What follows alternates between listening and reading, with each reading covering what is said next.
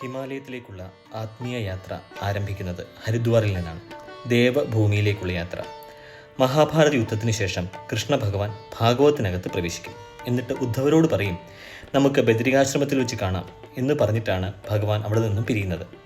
ഈ ഭാഗവതവും തലയിൽ ചുമന്നുകൊണ്ട് ഉദ്ധവർ 5 ദിവസം ഹരിദ്വാറിൽ താമസിക്കും. എന്നിട്ട് ബദരികാശ്രമത്തിലേക്കുള്ള യാത്രയ്ക്കുള്ള മാനസികമായ തയ്യാറെടുപ്പുകളെടുത്ത് 5 ബദരിയിലൂടെയാണ് ഉദ്ധവർ കടന്നു പോകുന്നത്. ആ യാത്രയാണ് നമ്മൾ പഞ്ചബദരി യാത്ര എന്ന് പറയുന്നത്. ആ പഞ്ചബദരി യാത്ര എന്നത് ഒരു സാധകൻ്റെ സഞ്ചാരമായി എടുത്തു കഴിഞ്ഞാൽ ആദ്യം വരുന്നത് ഒരു ഗുരുവിൻ്റെ സ്ഥാനമാണ്.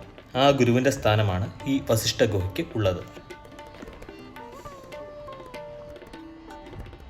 ഹരിദ്വാറിൽ നിന്ന് ഹിമാലയത്തിലേക്കുള്ള യാത്രയിൽ ഏകദേശം 25 കിലോമീറ്റർ ഹരിദ്വാറിൽ നിന്ന് സഞ്ചരിച്ചാൽ വസിഷ്ഠ ഗുഹയിൽ എത്തിച്ചേരാം.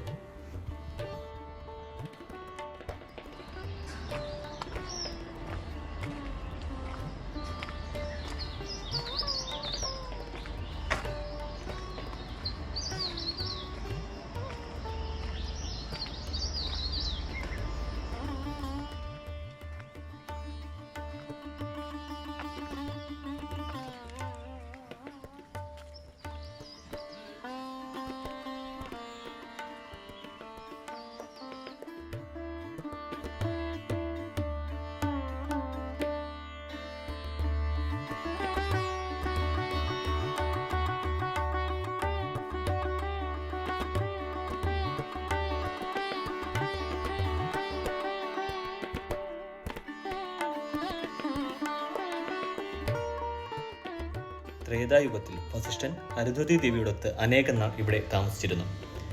നമ്മളിപ്പോൾ കാണുന്നത് ഇത് വസിഷ്ഠ ഗുഹയും ഇതിന് പുറകിലായി അരുന്ധതി ഗുഹയുമുണ്ട്.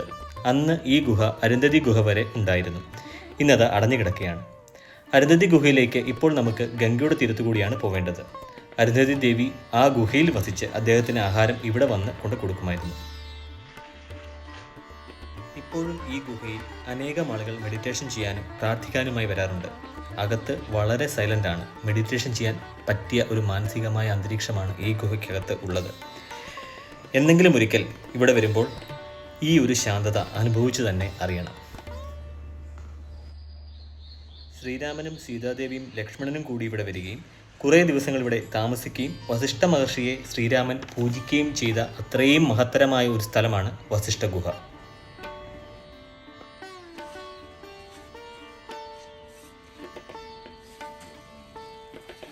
രാമായണം 56,000 ശ്ലോകങ്ങളാണ് എന്ന് കേട്ടിട്ടുണ്ടാവുമല്ലോ.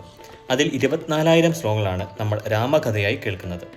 അത് എങ്ങനെയാണ് എന്ന് വെച്ചാൽ, മഹാദേവന്റെ അടുക്കൽ പാർവതി ദേവിയെ കൊണ്ട് നാരദൻ ചോദിപ്പിക്കുകയാണ് ഗായത്രി മന്ത്രത്തിൻ്റെ അർത്ഥം. അപ്പോൾ ഗായത്രി മന്ത്രത്തിൻ്റെ അർത്ഥം പറയുന്നതാണ് ശ്രീരാമൻ്റെ കഥയായി പറഞ്ഞ് നമ്മൾ 24,000 ശ്ലോകങ്ങളായി കേൾക്കുന്നത്. ഇത് കഴിഞ്ഞിട്ടുള്ള 32,000 ശ്ലോകങ്ങളാണ് ജ്ഞാനവാസിഷ്ഠം എന്ന് അറിയപ്പെടുന്നത്. ഒരു രാജാവ് എങ്ങനെ രാജ്യം ഭരിക്കണമെന്ന് ശ്രീരാമന് വസിഷ്ഠൻ ഉപദേശിച്ചു കൊടുക്കുന്നതാണ് ഈ 32,000 ശ്ലോകങ്ങൾ. ഈ 32,000 ശ്ലോകങ്ങൾ വസിഷ്ഠൻ ഉപദേശിച്ചു കൊടുത്തത് ഇവിടെ വെച്ചാണ്.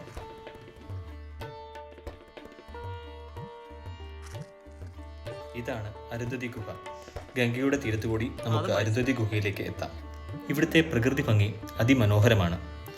ഉരുളൻ കലികൾ വിരിച്ച ഗംഗാ തീരത്തുകൂടി നടന്ന് നമുക്ക് അരുന്ധതി ഗുഹയിൽ എത്തിച്ചേരാം.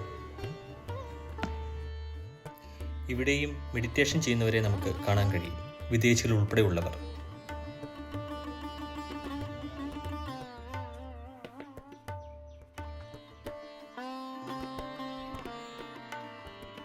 ശ്രീ എം അദ്ദേഹത്തിൻ്റെ ആത്മകഥയിൽ വസിഷ്ഠ ഗുഹയെപ്പറ്റിയും അരുന്ധതി ഗുഹയെപ്പറ്റിയും വിവരിക്കുന്നുണ്ട്. അദ്ദേഹത്തിൻ്റെ ഗുരുവിനെ തേടിയുള്ള ആദ്യ ഹിമാലയ യാത്രയിൽ അദ്ദേഹം ആദ്യം താമസിച്ചത് ഇവിടെയാണ്. ഇവിടെ വെച്ച് അദ്ദേഹത്തിന് നാഗലോകത്തു നിന്നുള്ള ഒരു പ്രത്യേക അനുഭവത്തെപ്പറ്റി വിവരിക്കുന്നുണ്ട്. അത് നടന്നത് ഈ അരുന്ധതി ഗുഹയിൽ വെച്ചിട്ടാണ്.